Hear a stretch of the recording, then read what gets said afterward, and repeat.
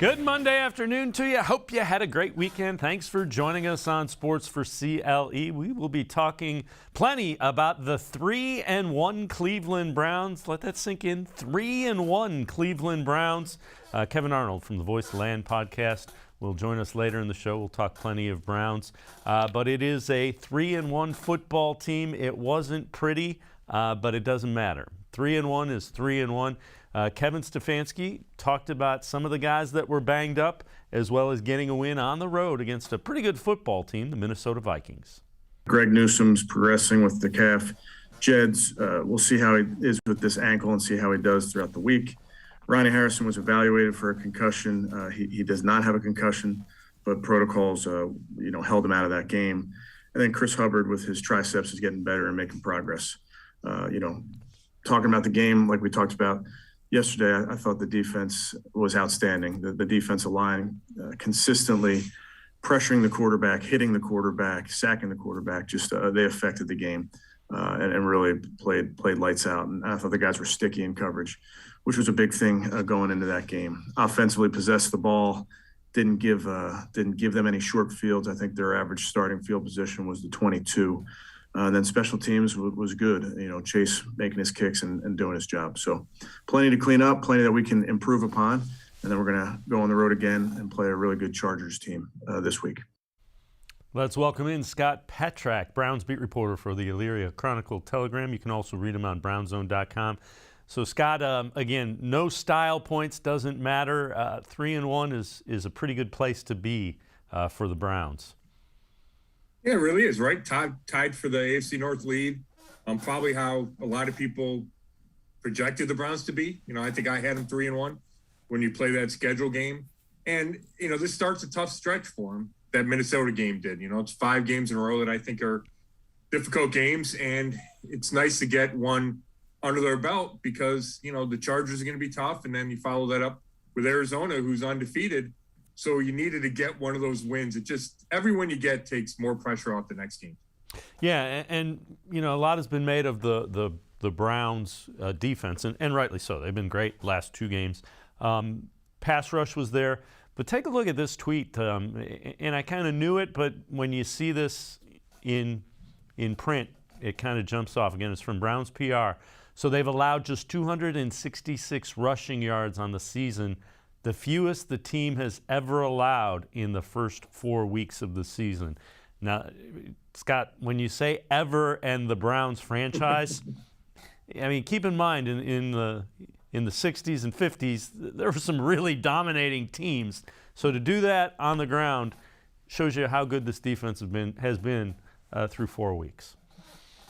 Well, yeah, and it doesn't feel like it's not like they're devoting extra bodies to stop the run. It doesn't feel like, they're playing, zone coverage and man coverage and mixing it up. I think that speaks to the front four, which we can talk about later, but has been dominant the last couple of weeks, especially. And it's such a departure, Dave, because we've talked years in the past about how bad the run defense was. And it was a weak link for a long time. And, I know pass defense is more important than run defense nowadays, but you need to be able to stop the run because then you don't get beat up, right? You get a chance to get teams in third long and throw the ball, and you can let your pass rushers go. So it's hugely important, and it has kind of gone under the radar just because they've been solid from day one with it. Yeah, and because the pass game, that pass rush is kind of grabbing the attention, and rightly so. If you want to know how important stopping the run is, just watch what the Browns are doing to other teams offensively because nobody can stop them. Well, Myles Garrett, again, it was a problem for the Vikings.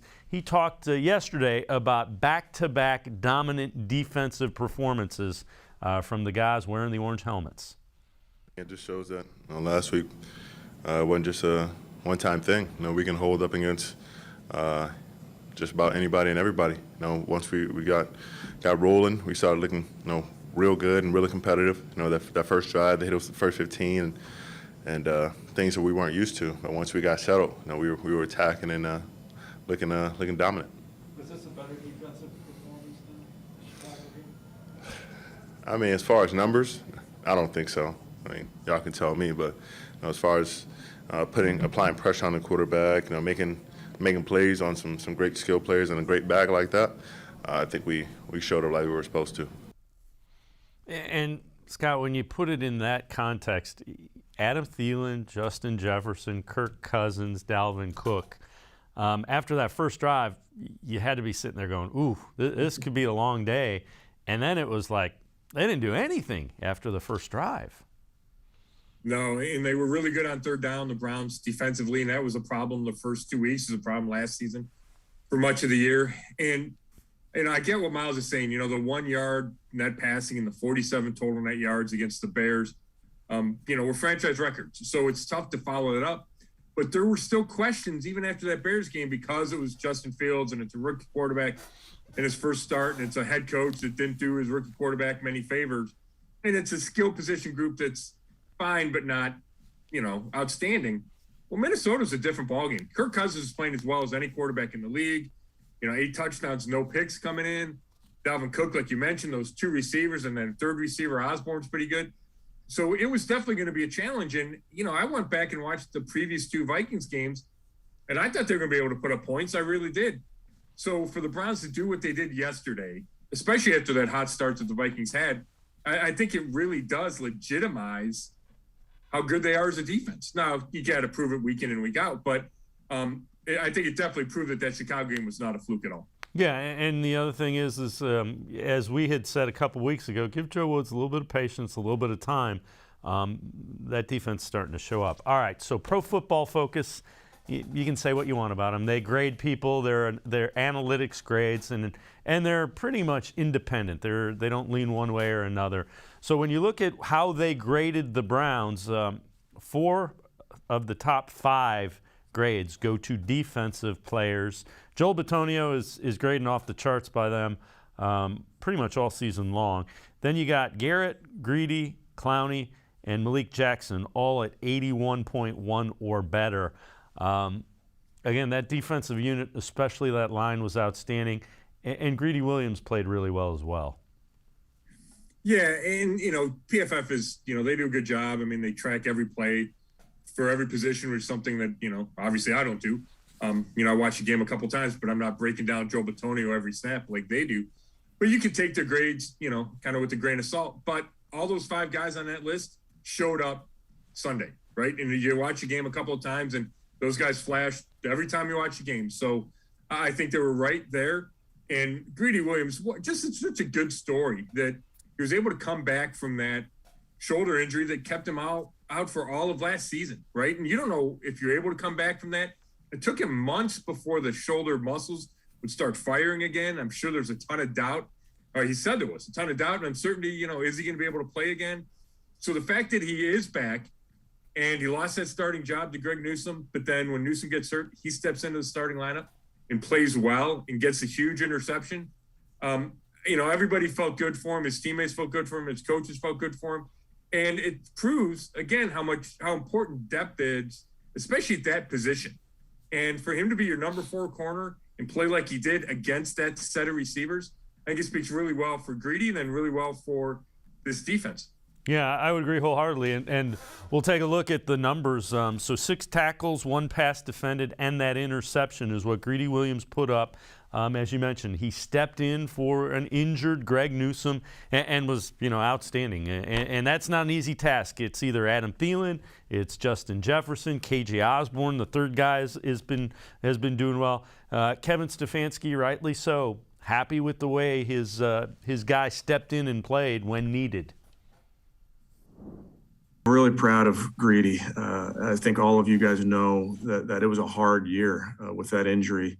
And a lot of waiting and a lot of just, getting work in the training room and the weight room and finally got good news after really weeks and months. So that was hard on him. And he came back and the guy's just been so singularly focused on helping this team win. And then to see him out there, play well, play physical, get his hands on guys. I mean, that's a really good passing unit out there. So he was up to the challenge. And then, to come up with a big takeaway again versus a quarterback doesn't throw many of those. So he went up and got it, and it was really good to see. And, the other thing to keep in mind about this, Scott, is Anthony Walker, starting middle linebacker, hasn't been around, so Greg Newsome not there. Ronnie Harrison has been, well, one game he got tossed, the other game he got banged up. So there have been, the depth has been tested, and you know, so far so good. Yeah, there's no doubt, right? Sione Takitaki missed the game at linebacker. Yeah, and I think that speaks well for Andrew Berry, speaks well for Joe Woods and his assistant coaches getting guys prepared. You know, and it's going back to Greedy for a second. I remember talking to him as a rookie, right, in 2019, and he was so frustrated that he didn't have an interception all season long. And he considers himself a playmaker, and it really bothered him that he didn't make any interceptions that year. And then he had to wait all of 2020 and not even get a chance. So in his first extended time this year to get that interception, I'm sure it's just a huge load off his mind. The other thing is, you know, you saw him out there, and it wasn't like he was – none of their backs were getting beat. Early in the game on that first drive, Denzel got beat once, and you kind of let – and then he made a couple of really nice plays as well. Delpit made a couple of diving plays. So they seem to understand, and again, that goes to Joe Woods. They seem to understand what the Vikings were doing against them after that first drive, pretty much the rest of the game. Yeah, and I wonder how much of that was familiarity with their coaching staff, right? Kevin Stefanski came from there. He knows Clint Kubiak, the coordinator, their offensive coordinator, really well. He knows what Mike Zimmer wants to do. So, you know, I think they probably had a really good understanding of what the Vikings were going to try to do. But then you still have to go and execute. And we probably should not forget Troy Hill at Nickelback. He made several plays. He had the one pass interference call late. But I thought he was all over the field, whether it was breaking up passes from the slot, coming up and making tackles in the run game. And he's that number 3 guy, and Greedy's at number 4. And again, it's just another depth move in this offseason that I think is paying off already. Yeah, and you can see what the Browns were thinking with that and what Joe Woods likes about it. Scott Petrick and I are going to step aside, take a quick time out. And on the other side of the break, we're going to flip sides of the ball. We'll talk some offense, the run game, and Baker Mayfield. Sports4CLE will be right back. Stay with us. Welcome back. Back to new friends, new classroom, and learning new things. Back to wearing shoes, man, like real shoes. Back to rushing to class. Back to having questions, lots of questions. Back to vending machine dinners. Back to too much caffeine, too late at night, but feeling like it was a night well spent. Back to pursuing your dreams and taking control of your future. Come back to go forward. Try C, where futures begin. When it comes to selling you a mattress, most retailers are handing you a long line of extra steps that drive up costs and create confusion. At the Original Mattress Factory, we simplify the mattress shopping experience by building mattresses and box springs in our own local factories and selling them direct to you. It's short, sweet, and simply makes sense. So experience more than just a mattress store. Experience an original, the Original Mattress Factory.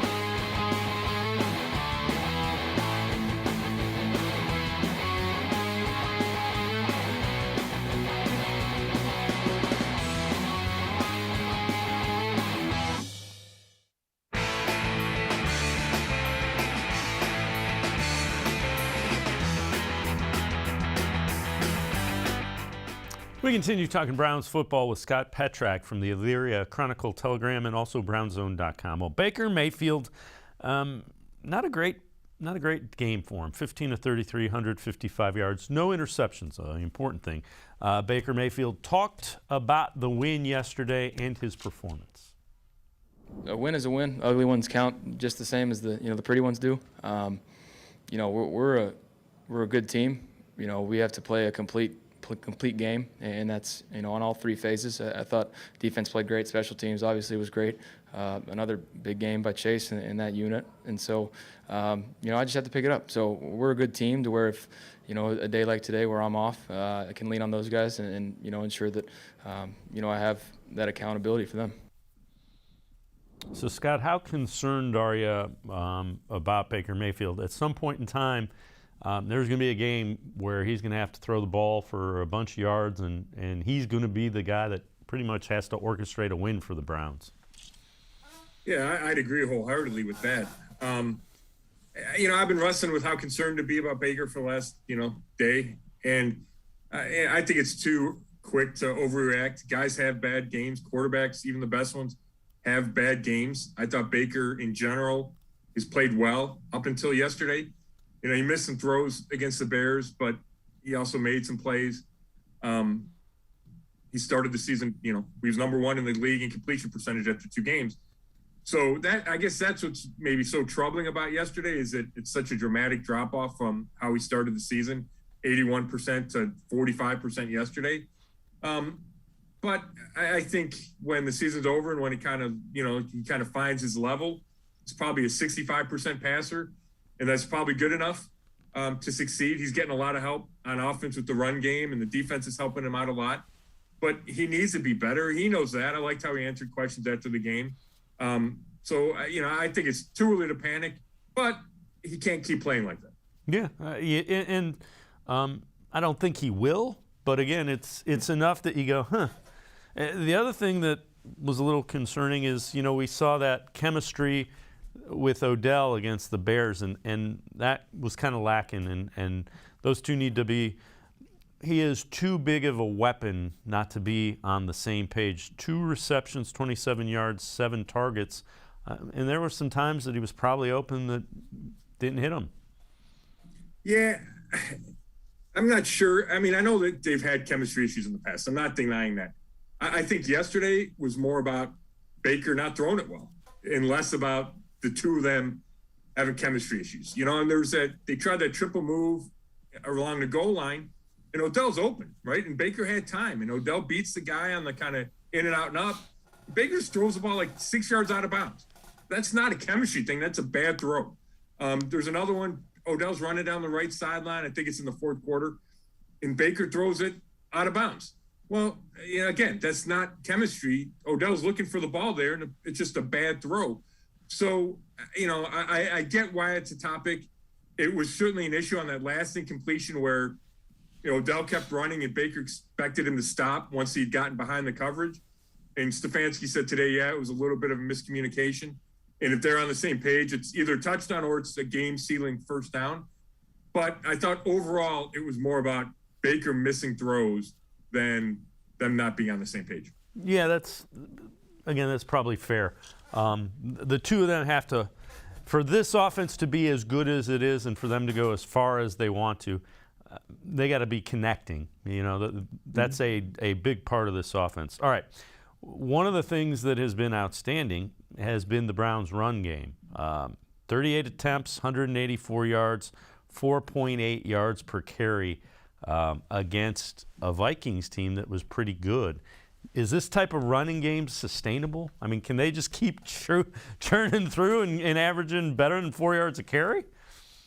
Yeah, you know what? I think it is as long as your defense is playing the way it is, right? As long as you don't have to play catch up and you can run it 30-plus times a game, then I think the Browns will get to that level because, like, in a given game, because I think they're that good, and I think they can wear down the defense. Now, I don't think you can expect to average, 4.8 a carry if you're only running it 10 times and you have to throw it 40 times. I think that skews things. But if you get these guys in a rhythm and you let the offensive line beat on the defense for a while, then I think that's who they are. I think they've done it enough for a year plus that we can look at that as this is how this running game is. And it might not even matter who's playing left tackle. Probably doesn't matter which of the running backs those two guys is getting the ball. They're just going to have success. And I really felt like the Vikings knew they were going to run it, right? They knew Baker was struggling. They knew the Browns had a lead and were trying to kind of milk it. And they were still able to run it. And they did the same kind of thing the week before against Chicago after a slow start, really kicked it into gear. And if you can run it when the other team knows you want to run it, I mean, that's what all the coaches say. That is a sign of a really strong running game. And I think the Browns have proved that that's what they are. Well, and if you think about it, the old football axiom is if you can run the ball and you can play defense, you can win championships. So Browns are doing both of those really well. Nick Chubb, one of those two guys that was toting the ball and carrying it a lot, talked about being able to run the ball and how much it means to this offense. Take a lot of pride in it. I mean, it starts up front with those big guys doing a great job getting some push. We weren't able to really break one other than Kareem before halftime. I mean, it was tough running, tough grinding. We won the game. I mean, you can't really ask for much more. The game was tight, so like you said, no mistakes. We can't afford any mistakes, and thankfully they were ones that made some crucial mistakes. Even though we couldn't capitalize on them, it still helped in the moment. And I mean, it wasn't pretty. It was pretty sloppy, to be honest, but I mean, we got the win, and that's all that matters moving forward. And Scott, that's even probably more demoralizing. That 184 yards wasn't, there was the run on 3rd and long that Kareem Hunt broke off. But other than that, it was probably 6, 8, 10 yards of crack where it was just like they just ran over him. And that's more demoralizing to a defense. Yeah, I agree with you. And it didn't feel like there were any negative runs. It felt like every run was picking up at least 2, and then more likely 4, 5, and 6.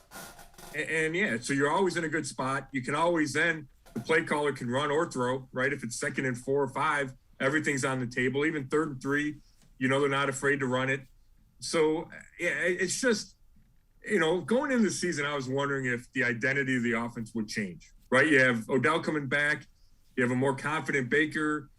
You have Anthony Schwartz. It just felt like there were a lot more weapons in the passing game than a year ago. But at least through 4 games, it's clear that the identity is still going to be run the ball, run the ball, run the ball. And I'm not saying there's anything wrong with it. I just think, for me, it was a question heading in the season, and it's no longer a question right now. Yeah, I would agree. But again, there's going to be what will separate them from a playoff team to a Super Bowl type contender is when needed, can they get the passing game rolling? Because there's going to be times where somebody, where they bring everybody possible and slow down that running game. Can you beat the team that wants to do that? Right, you're right. I think that's a great point. Or if you get down by 14, right, and you have to throw it and you can't just hand the ball, turn it and control the clock like Stefanski's been doing these first 4 weeks. You're right. Teams are going to try that. And I think we can point to a couple of games last year. That Tennessee game jumps out at me where everybody thought it'd be, Nick Chubb and Derrick Henry going toe-to-toe. And Stefanski came out and threw the ball all over him and got that huge lead. And, who knows? Maybe the Chargers game is that game. Maybe Baker coming off a bad game. The Chargers will say, hey, we're going to put everybody in the box and make Baker beat him. And then maybe it will. And maybe Stefanski will anticipate that and find the right plays to get Baker in a rhythm early, get him going, and then make the Chargers adjust to that. So I think you're right about that. But I also think the Browns are talented enough and have enough balance that they should be able to do that. But again, it comes down to, does Baker make enough good throws and does he get enough protection? Because that was, it hasn't been a huge issue, but it's been enough of an issue. Does he have enough time back there to do what he wants to do? Scott Patrick and I are going to step aside, take a quick time out. On the other side of the break, we'll talk a little bit about the offensive line and also 4th downs. Browns have gone for it 8 times. We'll talk about their conversion rate. Sports4CLE, we'll be right back. The Ohio Lottery Partners in Education program recognizes role model students and teachers from across Ohio. Nominations can now be done completely online. To nominate a deserving teacher or student, go to ohiolottery.com. In the About section, find Partners in Education. There you will find links to the nomination forms. Students kindergarten through 12th grade can be academic all-stars. Teachers can be honored as a Teacher of the Month. The Ohio Lottery Partners in Education, where stars shine.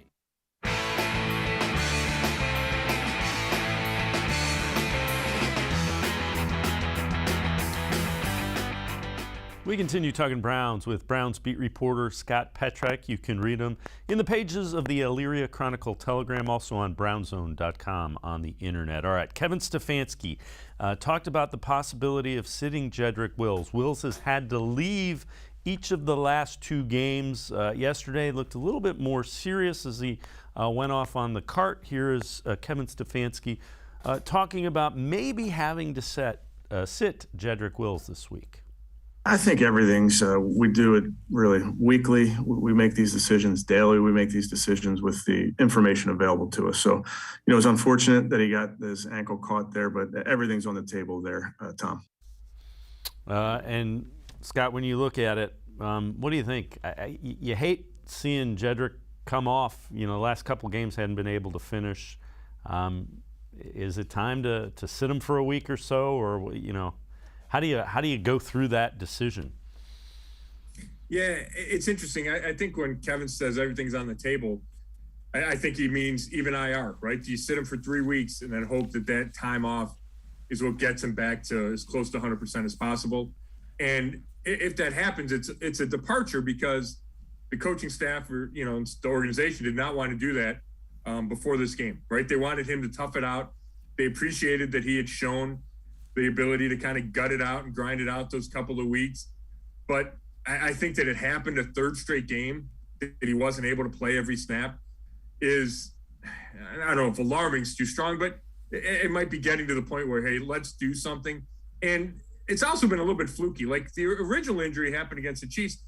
He just stepped on one of the Chiefs players and turned the ankle. It looked like a basketball play. And then against, I want to say Chicago, Nick Chubb kind of rolled into the ankle. And then yesterday, he and Harrison Bryant got their feet caught up and both of them kind of twisted. Bryant was able to stay in the game, but Jed wasn't. So it doesn't look like anything super serious, but maybe it has reached the point of let's give him some time off, whether it's 1, 2, 3 weeks to let it calm down. I think the coaches would feel better if veteran Chris Hubbard could step in at left tackle, and he's missed the last 3 weeks with that triceps injury. Kevin Stefanski said he's progressing. I just think there's a higher comfort level with Hubbard than asking rookie James Hudson III, to go block one of the Bosa brothers for 60 snaps next week. Yeah, and absolutely, and especially given the challenges you've had in the passing game the last couple of weeks as well. So I agree wholeheartedly. So Kevin Stefanski has gone for it 8 times on fourth down. They've converted 4 of the 8. Let's listen to what he had to say about going for it twice yesterday early in the game. Yeah, I think there's a lot to consider, Tom, and we also we spent a lot of time talking about how we think the game was going to play out, and I think 14-7 was not how we thought it would play out. Points are a premium, but also we felt like we had to score touchdowns in that game. So that was the first drive there. But that adjusts throughout the game as you get more information. And really it adjusts by game as well. And Scott, when I heard him explain that, I didn't really have a problem with him going for it on fourth down early in the game, because I was thinking the same thing. I was thinking you're going to have to score 30 to win that game. Right, especially after the Vikings did what they did and walked down and scored and took half the first quarter to do it. If you go down 7-3 and they score again, it's 14-3. The half's almost over. So I understand the move, and I would just tell fans to get used to it, because I think Kevin Stefanski is going to go for it more times than not on fourth down. Now, maybe if they keep having failures on fourth down, that they'll have to readjust as an organization and look at the analytics and say, hey, the numbers have tipped, the balance is tipped.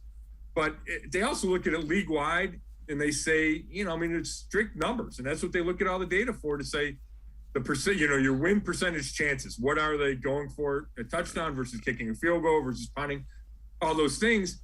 And, the numbers are pretty strong toward going for it on a lot of fourth downs. And if you watch enough football on Sundays, you can see a lot of the league shifting in that way. And I get it. 7 points is, it's just so much better than 3 points. And there's no guarantee you make the field goal. You have to add that into the equation. You can get a penalty like they did on that 4th and goal from the 2 that bails them out.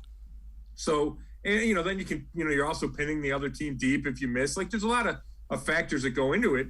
And I think another one is that, the Browns, I think Kevin Stefanski as a play caller trusts his plays, and he trusts his guys on offense So he feels like they're going to convert. It's not like I don't think he thinks of it as such a gamble that maybe people watching do. I think he thinks, hey, we got a perfect play for 4th and 4. Let's go execute it. And you know what? I've had no problem with it. I know they didn't convert twice yesterday, but immediately when they had the penalty and he went for 2, you saw the benefit of that as he was able to play a field goal late in the game to a 7-point lead. So far, nothing he has done has seemed panicked, I guess, is the biggest thing. And that's the last thing you want. As long as it's not panicked and it's well thought out, okay. Yeah, I agree with that. And I think there's a consistency to it. His philosophy and their philosophy is be aggressive. So the players know that, and you kind of coach that way and you play that way. I agree that it's not panicked. It's all thought out ahead of time. He knows when he's going to go for it, when he's going to go for 2 when he gets that penalty. Because they did it in the opener against Kansas City. They didn't do it. I want to say it's the Texans game. They kicked the extra point, or they took the point instead of going for 2. I think because they figured the game would be different, right? That extra point might not matter against the Texans, where it would in a high-scoring game like Kansas City or like you anticipated against the Vikings. And I really like how Stefanski says they play out the game, how they think the game's going to go, because it reminds me of when I hear Bill Belichick interviewed and when I watch those documentaries about their Super Bowl teams. Their coaching staff is so good at kind of forecasting how the game's going to play out and what the key matchups are going to be, that I just like hearing a coach talk like that. Yeah. And again, better to have a plan and adjust than to kind of wing it and see how it goes. So Kevin Stefanski also addressed what the Browns saw from the passing game yesterday. We know we want to be better in the pass game. We want to be more explosive in the pass game, and there will be opportunities for us to improve, and that's what this week is for, really, making sure that we're getting on the same page and then having a good plan for the Chargers. So it didn't look like perhaps maybe the footwork was askew or anything like that, technically speaking? Yeah, I think, Mary Kay, I think you can go through every play and whether – I need to call a better play, get guys open. I mean, I'd take you to the first drive there. The 3rd down play didn't get anybody open. The 4th down play didn't get anybody open. So those are the things that I got to do a better job with. And Scott, that's kind of been a recurring theme. He always brings it back to we got to do a better job of calling it. I think the question about footwork is valid because he missed high on a lot. It seemed like yesterday. Yeah, he did. The Stefanski thing is, that's just how he's going to act, right? He's not going to throw Baker under the bus. But he's right about those 3rd and 4th down plays. I mean, there weren't guys open. And especially that I think it was a 3rd down. Baker looked to his right, and I think it was a sack. He looked to his right, and he had 3 guys on the right half of the field, and they were all blanketed. And then the pressure got to him. So, that's not a Baker issue. I think it's more of whether it's play call or guys need to get separation. I think down there it's more of a play call, because there's not a lot of room to separate for the receivers. And then the Baker footwork thing, it's interesting because, he throws on his tiptoes almost. And that's by design, because he's not the tallest quarterback and he wants to have the high arm angle. And I just think sometimes that does lead to overthrows and high balls. And that's been a consistent miss of his. It was last year. It was in training camp this year. So it's a matter of finding that consistency with that miss, I think. And then when you go back and watch every throw, there were a couple of drops. I thought Austin Hooper should have made a couple of catches. There's a couple of plays where it's just tight coverage and he's got to throw the ball away, or there's pressure and he has to throw the ball away. But as the game went on and you got to that second half, there were more just missed throws by Baker. And the big ones are the ones that stand out. He had Hunt open in the end zone and he threw high. Yeah, it wasn't the easiest throw, but he should have had him. The one we talked about, Odell, on the inside the goal line, that should have been a touchdown. And when you miss those throws that are points, those stick out more. And, that's when you need your quarterback really to be accurate.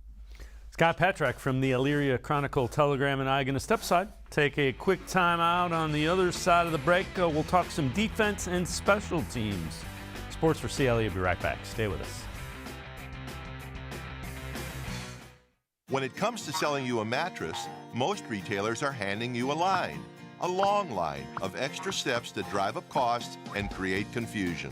At the Original Mattress Factory, we simplify the mattress shopping experience by building mattresses and box springs in our own local factories and selling them direct to you. It's short, sweet, and simply makes sense. So experience more than just the mattress store. Experience an original, the Original Mattress Factory.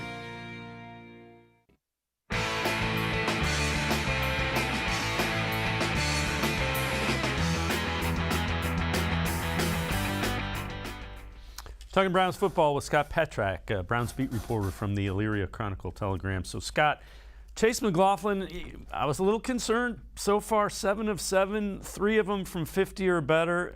Feel pretty good when they send out Chase McLaughlin these days.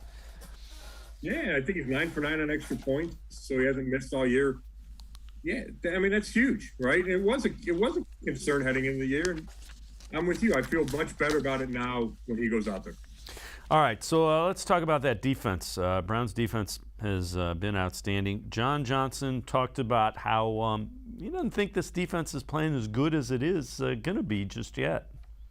I think we are just scratching the surface. I said in the previous interview that, we really need to hone in on taking the ball away and then even scoring on defense. So I think, it's a lot to improve on. But, when you put up a game like that, hold them to 7 points, just off the first drive, it's definitely a great starting point, but it's a lot to get better at. And the young guys, we've had turnovers taken away 2 weeks in a row. Grant Delpit got his hands on the ball. Greedy had his first career interception. So, guys are just buying into what we're trying to accomplish here, and it's awesome to see.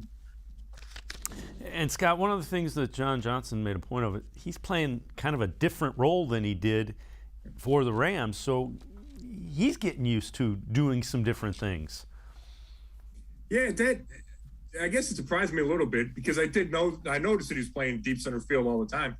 And he has talked in the past about how he kind of roamed around, but I didn't know it was such a departure for him. And he said it's taken some getting used to being in the deep post all the time. And I think part of that is his skill set fits there.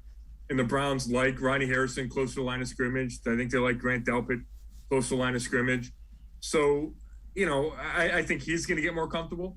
I think everybody's getting more comfortable together. You mentioned guys being in and out of the lineup. When you get Anthony Walker Jr. back, when you get Greg Newsome II back, it should help help the defense even further. So I think there is room to grow, but that doesn't mean they'll play better than they did the last couple of weeks because those are 2 pretty impressive performances. Yeah, that's a very, very valid point. Let's take a look, and this is a tweet from Hayden Grove just to give you an idea of some of the numbers that they're putting up. Yards per game, second, 250 is what they're allowing. Passing yards, third. Rushing yards, third. Points, fourth. And when you look at that ranking, now those are rankings that could very well stay like that. They could be a top 5 defense, I think. Yeah, I mean, that was the goal, right? When we talked to all the players and Joe Woods, it's can we get to be a top 5 defense? Now, they did so well against the Vikings, who were a big-time offense. So that gives you a lot of confidence. Now, they go to Chargers, who have Justin Herbert, right, who's a really good quarterback, young quarterback. Kyler Murray the week after. So I think there's reason to think that maybe these numbers will, go down a little bit because of the opponents the next couple of weeks. But then you follow that with Denver and Pittsburgh, right, that are both struggling offensively. So I think it does all balance out. But there's the pieces are definitely there. And if the offense reaches and if the Baker and the offense get to where you think they're going to be, then really if the Browns defense plays, top 10, top 12, I think that's enough for them to be who they want to be. Now it really helps if they're dominant on games where the offense struggles, right? We saw that yesterday. But if at the end of the year you go, okay, the offense is ranked, 12th and the defense is ranked 12th, I would go, well, the Browns might be 12-5 like I thought they would be. Yeah, and the other thing I would say is, so when you have those high-powered offenses with Herbert and Murray, that's when you got to turn the ball over because you're going to have more opportunities against guys that keep the ball and scramble and do those kinds of crazy things those guys are going to do than you did against Kirk Cousins and the Bears. They didn't get turnovers because the quarterback couldn't stay upright past dropping back. Well, you can trace a lot of this Browns defense Back to Myles Garrett calling the team meeting before the Bears game. Malik Jackson talked a little bit and gave us a little bit more insight into what those defensive meetings that Myles Garrett wants this defense to continue having look like. I think when Myles and Malcolm Smith called up a team, on Thursdays after practice, 20 minutes before special teams, we go watch film on third downs and what we did. And so as a whole defense, so we all can talk and really get together. And I think them doing that really, brought a lot of understanding. So we're all in there calling plays, watching the same plays. Coach Woods gives us a card and Malcolm calls the plays, and the safeties are calling things, the backers are calling things. I'm calling things with the D-line so we all can visually sit there together and picture success. And Scott, that makes a lot of sense when you hear it talking like that. It allows all levels of the defense to understand what the other one's seeing. Yeah, and there's something to be said for players only, right? No coaches. He said it's kind of like a safe space. You can make mistakes and talk it through without a coach maybe yelling at you or shaking his head that you didn't know it the first time. So I do think it helps from that perspective. He also said Joe Woods has added walkthroughs to help get everybody on the same page. And it reinforces, after 2 weeks, everybody was all up in arms about the defense, or all worried. And I think the guys kind of own that. And they said, yeah, we need to be better. We don't have time to, as Myles said, we need to mesh right now. We can't just wait for it to happen. So how do you speed up that process? You do more walkthroughs. You meet separately as players. Myles kind of calls out his teammates, I think privately too, not just to, us reporters, and say, hey, you need to take advantage when I'm double teamed. And I need to take it, and I need to win even when I am double teamed. And we saw everybody kind of take it the right way. They took the criticism the right way. And in the 2 games since, it's really translated to, stellar performances. And, you and I we talked a little bit about this beforehand. So I would say take the same amount of patience with the way Baker has played the last couple games, and let's see if he can get that corrected and headed the right way as well. Yeah, I'd agree with that because I think the talent's there too, right? He's a number 1 pick. We've seen him have success. It's a lot easier to be patient when you've seen a guy have success. And, it's not that long ago where Baker had that run of games in the second half of last season. So I think that is worth keeping in mind. Scott Petrak, Browns beat reporter for the Elyria Chronicle-Telegram. You can also read him on brownszone.com on the internet. Scott, as always, man, appreciate the time and the insight. Thanks very much. Thanks, Dave. Take care. All right, Scott Petrak, make sure you read him, brownszone.com on the internet, Elyria Chronicle-Telegram. We're going to step aside, take a quick time out. We continue talking Browns with Kevin Arnold from the Voice of the Land podcast. Sports4CLE will be right back. Stay with us. Welcome back.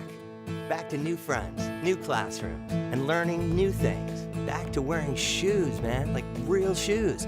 Back to rushing to class. Back to having questions. Lots of questions. Back to vending machine dinners. Back to too much caffeine, too late at night, but feeling like it was a night well spent. Back to pursuing your dreams and taking control of your future. Come back to go forward. Tri-C, where futures begin. The Ohio Lottery Partners in Education program recognizes role model students and teachers from across Ohio. Nominations can now be done completely online. To nominate a deserving teacher or student, go to ohiolottery.com. In the About section, find Partners in Education. There you will find links to the nomination forms. Students kindergarten through 12th grade can be academic all-stars. Teachers can be honored as a Teacher of the Month. The Ohio Lottery Partners in Education, where stars shine.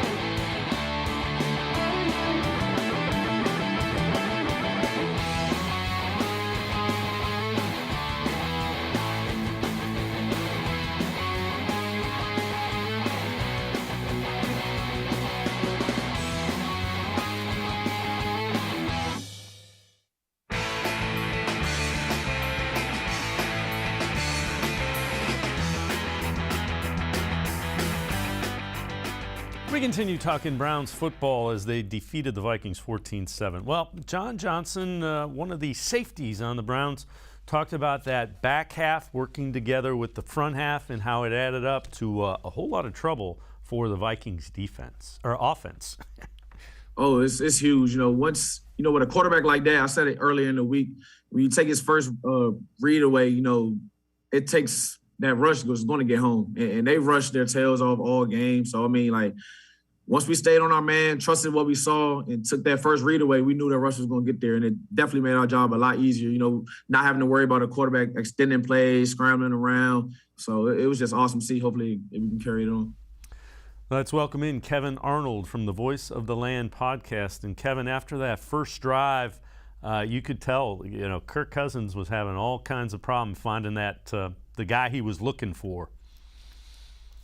Yeah, and I know there's been a lot of conversation about Baker's Day, but a guy coming into this game, Vikings had scored 62 points in the two games leading up to the one against the Browns yesterday. And Kirk Cousins was one of the big reasons for that, one of the quarterbacks playing at the best level early on in this season. And after that first drive, and the defense kind of saw maybe what they didn't expect, or just they weren't in the right lanes. They just needed to kind of come together, just take a deep breath and know that their game plan is going to work against this team.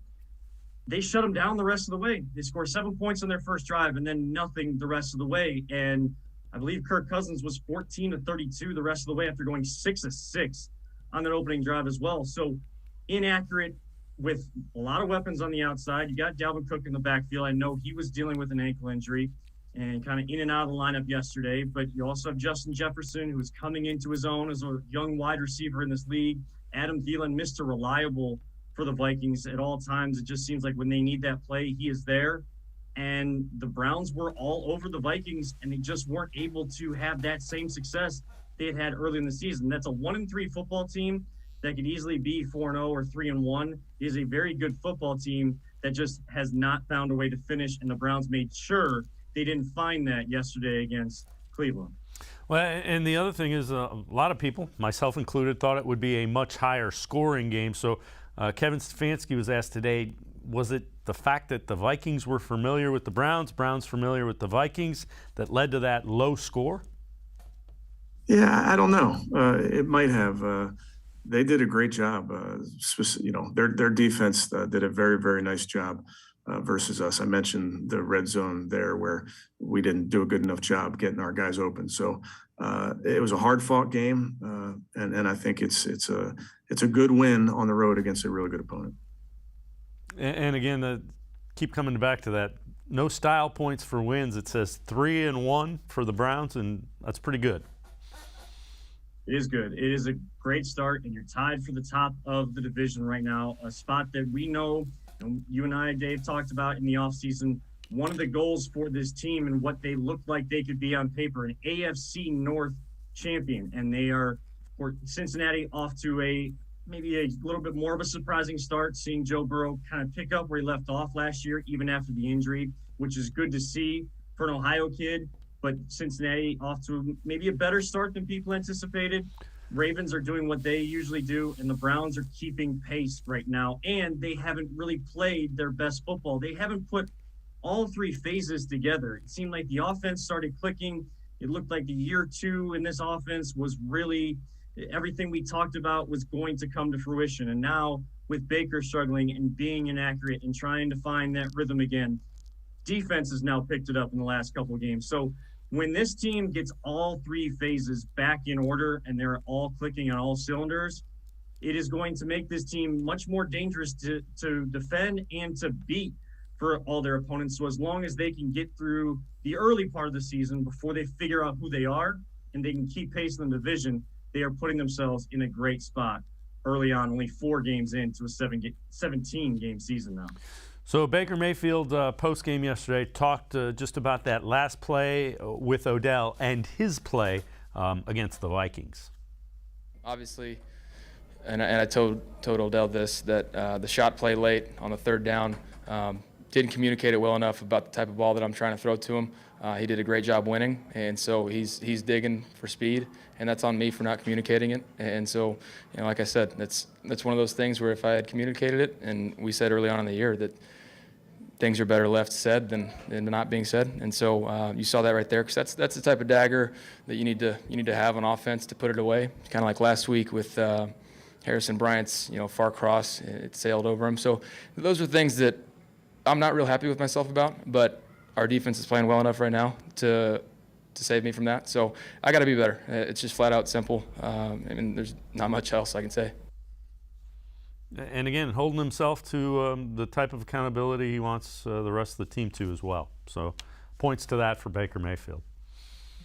That's what you want to see out of your leader, and a guy playing in one of the most important, if not the most important position in all of sports. You want to see him be that leader who, if he's going to hold himself accountable, then when he holds a teammate accountable, they already have the respect for the fact that he is holding them to the same standard he holds himself. He is not asking them to do any more than he is willing to give to the team. And in any sport, that is so vital to have your leaders be that way. And then the open lines of communication, we hear about it, we talk about it in every single profession, how important communication is to building relationships. And in the workplace, whether it's on the football field or in some other office elements, some other job, open lines of communication just take the goals that you have set forward or your mission statement that much further. And this team rise and dies with Baker Mayfield, with Myles Garrett. Those guys at the forefront, they hold themselves accountable, they hold their teammates accountable, and everybody responds in kind. Yeah, the other thing is the pressure from the ends. A lot has been made about Jadeveon Clowney, of course Myles Garrett, Takk McKinley. The guys in the middle are doing a heck of a job as well. The Malik McDowell. Here is John Johnson about what he sees from those D tackles. We call them the two Maliks. Oh, those two dudes, man, they get after it. I saw it a few times. It was a little bit after the play. Luckily, we didn't get a flag, but it's just that that aggression, that it's violent, it's physical, and they like it. They love it. They like pushing guys 5 yards into the backfield, and it's so much fun to see. In the back end, just watching it all go down. But those two guys have been big for us, and they're going to continue to do that. But I think it's just that mentality that they have, that they really want to just attack people. John Johnson talking about Malik Jackson, Malik McDowell. So those D tackles have been great for the Browns as well. Defensive tackle being one of the biggest question marks coming into the season. Losing Sheldon Richardson, we played against yesterday, not knowing who would step up, who would be your main starters. The two Maliks have taken hold in the middle of that defensive line, and they truly are maulers. You see on replays or even during the game, you see offensive linemen being pushed back. And I think even Malik Jackson talked later on in the day about how they're going 4-on-5 every single time. And when you can get that pressure, you can collapse the pocket, make it easier on your defensive ends where they can get home, they can get the sack, they can get the tackle for loss.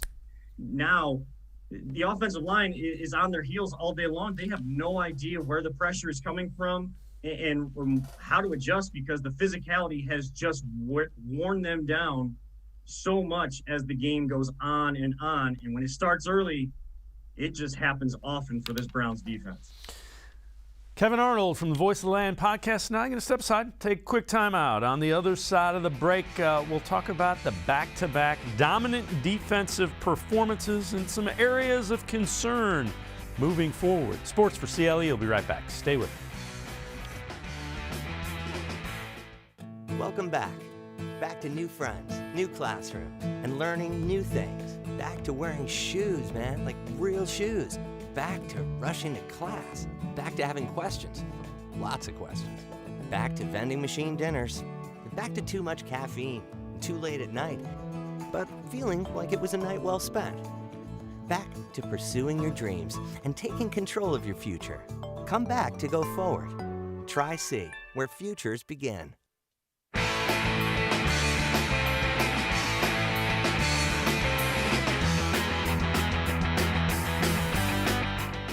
We continue talking Browns football. So the defense, two dominant performances, one against a rookie quarterback, one against a 10-year veteran.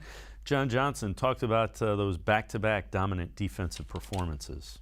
It shows that we're moving in the right direction. We want to keep stacking these games on top of each other, keep getting better every week. And, it's still early in the season. We're still fairly new all together. And we're trying to still build that continuity. But, 2 games, it's the best part about it. You got a chance to stack 3 on top of each other. And that's what the Browns will try to do, go back out and do it again. And Kevin, when you look at it, that defensive line, after that first drive, it's the second week in a row where they have just wrecked a game plan. They absolutely did wreck the game plan for the Minnesota Vikings and made life difficult.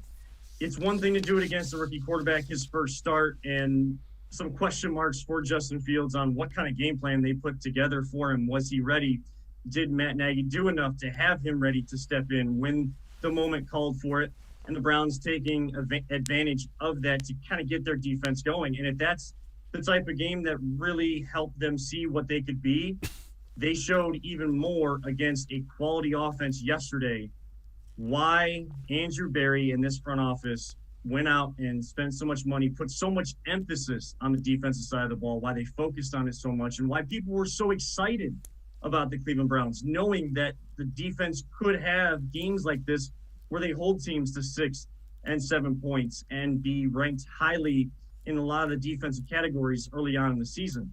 And John Johnson III, Malik Jackson, all of these defensive guys are still saying, we haven't even hit our stride yet. So how scary they've been over the last 2 games and just taking teams completely out of what they had planned to do and not allowing them to find any sort of rhythm, even when they felt they did, like the Vikings did yesterday in their opening drive. The defense taking them out of that rhythm, and they're not even playing at their peak yet. They don't feel like they have really hit their stride. Boy, I can't wait to see what this defense looks like when they're actually saying they are hitting their stride. It could be fun to watch if you're a Browns fan. All right, when you look forward, some areas of concern, some of the things that you're concerned about. We're at the top of the list. Baker Mayfield, not necessarily that I've lost all confidence in him, but you don't want to see a game like yesterday turn into 2-3 games where he's inaccurate, he's throwing high. And I know that there was elements of that in the Chicago Bears game, but you saw it really come into play yesterday during the second half. Guys were open. Odell Beckham Jr. and some of these wide receivers, they were open. And even that third down play to Demetric Felton, where he's wide open and Baker decides to tuck it and run when the defensive lineman didn't even move. He was right in front of Baker. It's those decisions. Can he make the corrections and get it right? We have the confidence that he will, because he's shown how much success he's had. Scott Petrak talked about that as well. When you have success, it's much easier to have the confidence that a guy can get back on track.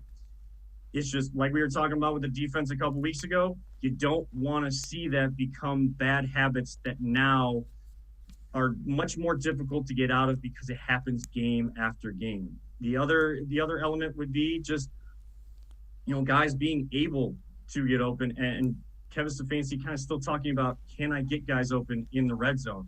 When you get down deep and the defense is much more compact, you got to be able to call those plays that help the wide receivers get open, because there's not a lot of room to work with, especially if it's 5-7 step drop type play. Yeah, and there are going to be games where the Browns need Baker Mayfield to throw for 300 yards and 4 touchdowns. If they're going to get where they want to go, there are going to be games where he has to get them there. You don't want to see your quarterback with only 300 yards right now through 4 games. You gotta have the faith, and you gotta see your quarterback throw for 300 yards in just 1 week, like you just said, Dave, to go win a game. Because what we thought yesterday could be a shootout, there's going to be games that are going to be shootouts, and you got to be able to keep pace. Kevin Arnold from the Voice of the Land podcast. Kevin, as always, appreciate the time and the insight. Thanks very much. Always appreciate the time, Dave. You have a great rest of your evening. You too. Kevin Arnold, you can listen to him on the Voice of the Land podcast. That'll do it for this edition of Sports for CLE. We will see you back here tomorrow at 4 o'clock. Scheduled guests, Mary Kay Cabot, Browns beat reporter for cleveland.com and The Plain Dealer, as well as Tim Bielek, reporter for The Plain Dealer and cleveland.com. That is tomorrow at 4 o'clock, Players' Day off in Berea. We'll still talk plenty of Browns right here on Sports4CLE. Have a great night, everybody. We will see you tomorrow at 4 o'clock.